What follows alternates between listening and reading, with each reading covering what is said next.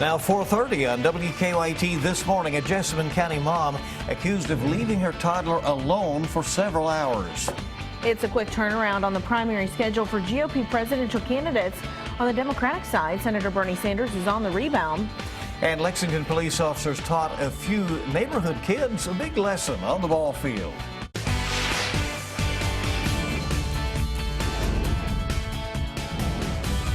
This is WKYT This Morning. Good morning to you. Welcome in. Good to have you with us on this Monday. Hope you had a nice weekend, enjoyed some of that good weather. I'm Bill Bryant. And I'm Rebecca Smith. Let's see what Monday has in store for us as far as the weather goes. Hopefully it'll be nice, Micah. But... Yeah, you know, it's not as nice as this weekend, but it's still pretty nice. It's not bad outside. Not too cold in some spots. Some spots down in southern Kentucky, we're still in the 40s and 50s. So it kind of depends on where you are, but there's Live Sky Camera. 49 now in Middlesboro. We're at 45 Somerset in London. And then you go into central and northern Kentucky, and we're holding on to the 30s. So it's a bit chilly in some spots, but other spots, not too bad. Cooler day, though. The cooler air is settling in. That's still above average at 47 degrees. I'll show you another day above average. Next 48 hours don't look all that bad. It's after that it gets very interesting, and I'll show you that storm system that we're going to be talking about coming up. Okay, we'll see you in a bit. Thank you. In the news, a mother is in jail in Jessamine County this morning, accused of leaving her 3-year-old at home alone for hours. Nicholasville police say Nina Pike told them she had to be at work, so she left her daughter at home. Neighbors found the little girl. They're talking with WKYT's Caitlin Sentner about what happened. She was just beautiful. Her little face was just beautiful. Neighbors found a young girl wandering around outside her home Saturday. She said to Dana, please don't leave me by myself anymore. The young girl, a 3-year-old, was left home alone for at least 9 hours, according to the Nicholasville Police Department arrest citation. The shocking discovery has neighbors devastated and left with many questions. And she wandered out of the apartment and went to the other end. There was a guy down there. She looked at him and she says, hey, can I hang out down here and play with you? She said, I'm afraid. According to the police report, Nina Pike admitted to intentionally leaving her 3-year-old daughter at home alone. We did try and reach out to her at the Jessamine County Detention Center. She declined to comment, but we talked to neighbors who were here on Saturday when they found the 3-year-old, and they're not being quick to judge. If her mother had just checked around and said, well, somebody keep her from me so I can work. I'll lease my apartment if I don't work. I know that, you know, it probably had to be hard for her. I just hope that she knows that there's people around here that would help her. Because I would help her. Dana Watcher and Jane DeMoss, both neighbors, say seeing the little girl leave with authorities is still hard to stomach. We're going to put you in here. These are some of my friends. And they're going to take you so you can go somewhere and feel safe. You'll be okay. In Jessamine County, Caitlin Sentner, WKYT. Well, Pike is at the Jessamine County Detention Center on a $1,000 bond. She faces criminal abuse charges. Lexington police are still trying to figure out what led up to a shooting. They found 37-year-old Raymond McGee near Elm Tree Lane and East 6th Street around 2:30 Sunday morning. They say he had 3 gunshot wounds. He is expected to survive. Police say he isn't telling them much about what happened, and they found narcotics on McGee. He is now charged with possession of a controlled substance. Lexington police are charging 2 men with a church parking lot robbery. 37-year-old Robert Schultz and 48-year-old Harvey Smith pulled up to a church on Winchester Road yesterday morning and asked a woman if she needed help carrying some items. When she said no, police say one of the men pulled out a knife and stole her purse. Deputies in Scott County later saw a car that matched the one involved in the robbery and tried to pull the driver over, but they say he refused to stop. With some help from deputies in Grant County, officers were able to stop and arrest the pair, and both are charged with robbery, and they are in the Scott County Jail. A Louisville teacher will face a judge today. He's charged with touching a student inappropriately. Police arrested Samuel Barrett early Saturday morning. He's accused of touching a female student. Police say she was in his freshman class at Fern Creek High School. His arrest citation does not indicate when this happened. I spoke with my son about it. He had him last semester, supposed to have him next semester, and he said that everybody he's talked to, all of his friends he's talked to, you know, he was their favorite teacher. So that's what has got me confused. A Jefferson County Public School spokesperson said Barrett will be reassigned to non-instructional duties outside the school pending the outcome of the investigation. Kentucky State Police are trying to figure out what caused a deadly crash in Casey County. The coroner says 21-year-old Amber Sanders pulled into the path of another car at the intersection of West Kentucky 70 and Highway 127. Sanders' car was hit on the driver's side and she was pronounced dead at a nearby hospital. Her baby is at UK Children's Hospital this morning. McKinney Brown Funeral Home in Liberty is handling the arrangements for Sanders.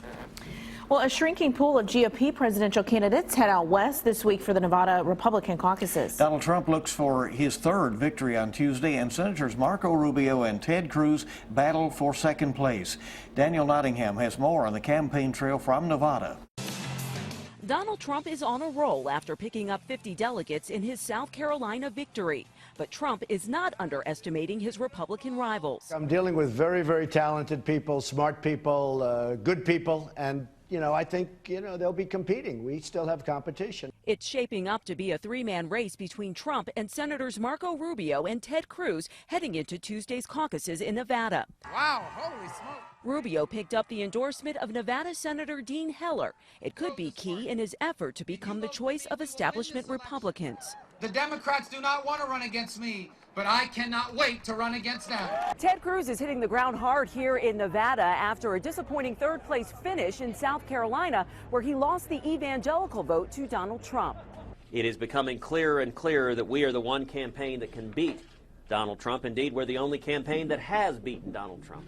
His supporters agree. He will do the best to save our country, but more than that, he's going to save our Constitution. We're going to go back to the Constitution. Senator Bernie Sanders was also looking to rebound from a tough loss in Nevada to Hillary Clinton. He attended church services in South Carolina Sunday, trying to court black voters. The Democrats have their next contest this Saturday in the Palmetto State. Danielle Nottingham, CBS News, Pahrump, Nevada. And presidential candidates are gearing up for Super Tuesday, which is 1 week from tomorrow. GOP candidates will caucus in Kentucky on Saturday, March 5th.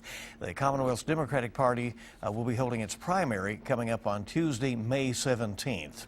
The former fiancé of State Senate Majority Leader Damon Thayer is claiming that he used his position of power against her. The Georgetown News Graphic reports Tanya Branham has filed a lawsuit claiming that Damon Thayer threatened to get the administrative office of the courts to stop her from serving as a family's in-transition counselor. She also claims he kept police from filing a report back in December when they came out to their home for what Branham called an argument. Thayer has filed a lawsuit against Branham. His suit takes issue with the ownership of the home they shared. Well, the pictures are going viral. Lexington police officers took time out of their day earlier this week to play a little ball with some little kids. The gesture really made an impression on the boys they met. WKYT's Hillary Thornton has their story. If you pass by this yard in Lexington's Kenwick neighborhood, chances are you will see 11-year-old Mason and 10-year-old Kane tossing around the pigskin, getting together pickup games with their neighbors. It was probably about 6-on-6 in the small yard. After playing neighborhood pickup games time and time again, Fridays proved to be a special one that both Kane and Mason say they will remember for a while after some unexpected guests joined in their game. Somebody was in trouble. Yeah, because we thought we did something wrong until he said, "You want to play football?" A scene that was captured in pictures by folks passing by Lexington police officers, stopping to spend time and connect with some youngsters in their community. At first it was kind of hard to tell his team, so he took the tape, the security tape. Yeah, and he put it around our team's arm.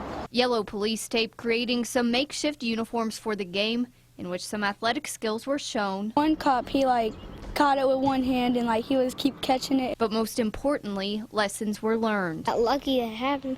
And they played with us right in our yard too.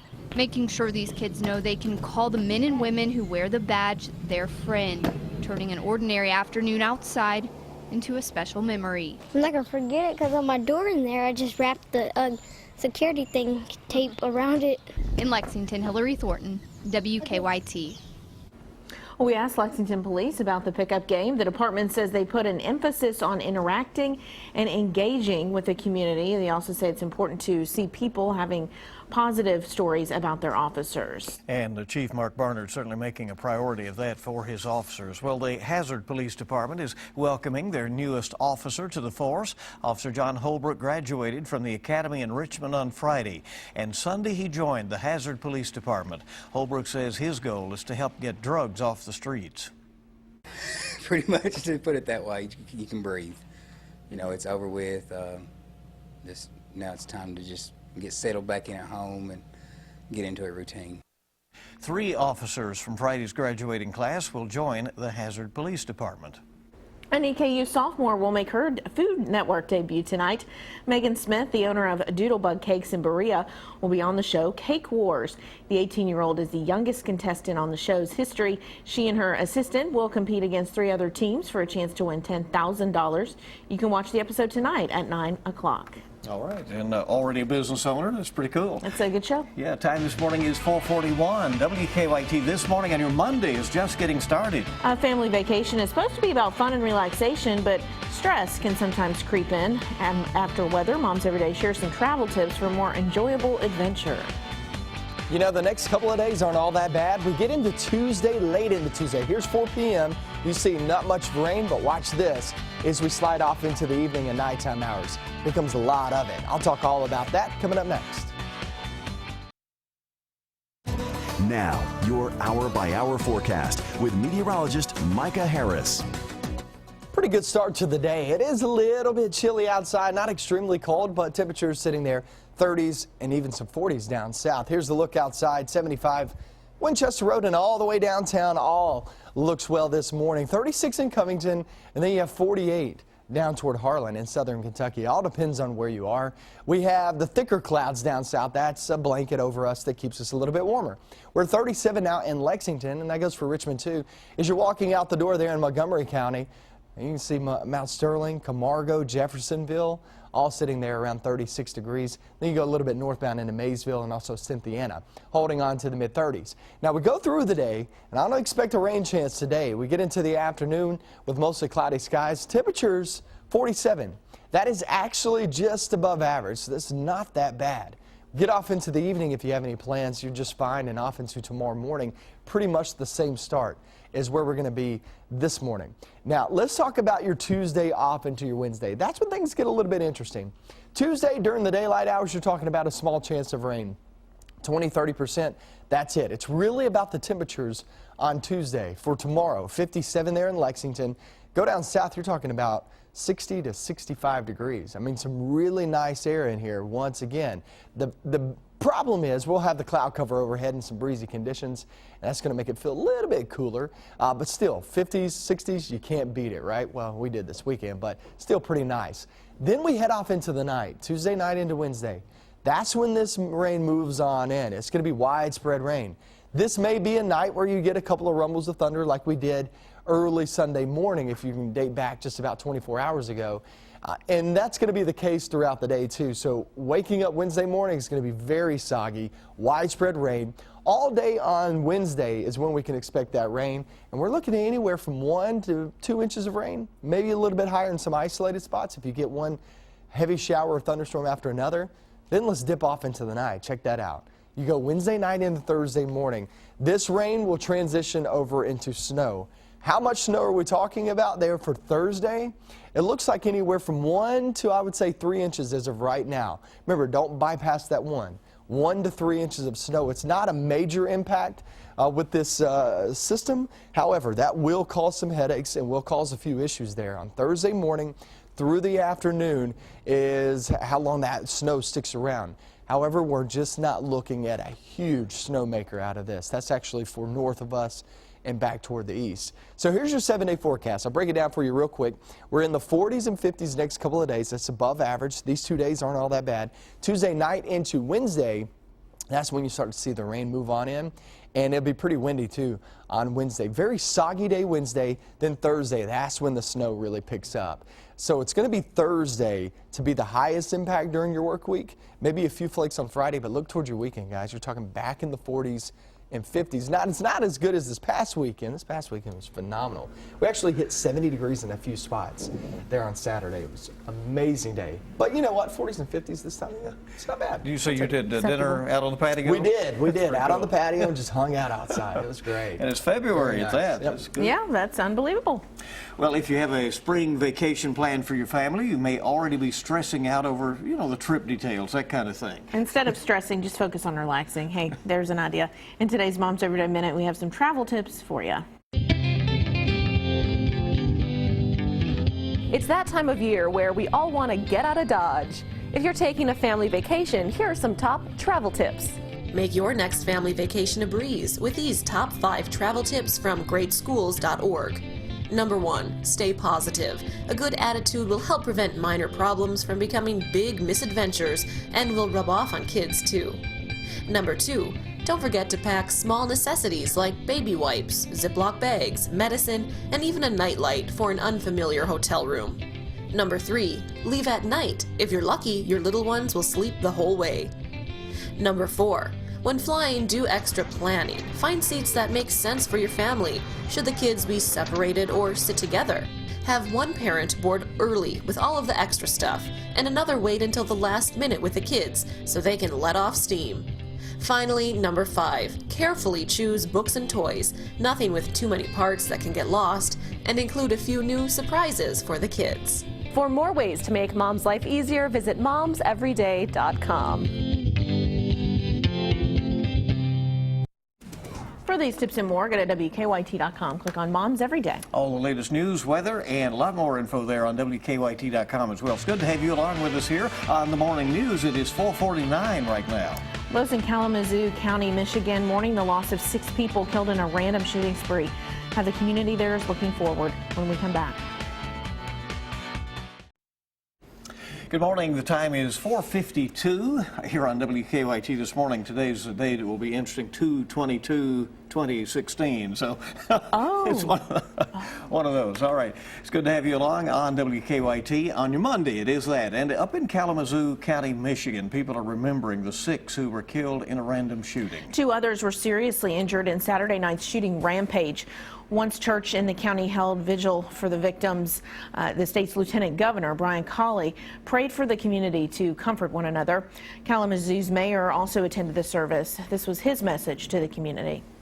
We just have to keep understanding that, we're better than this, and we'll get through this, and just coming together is the way to do it.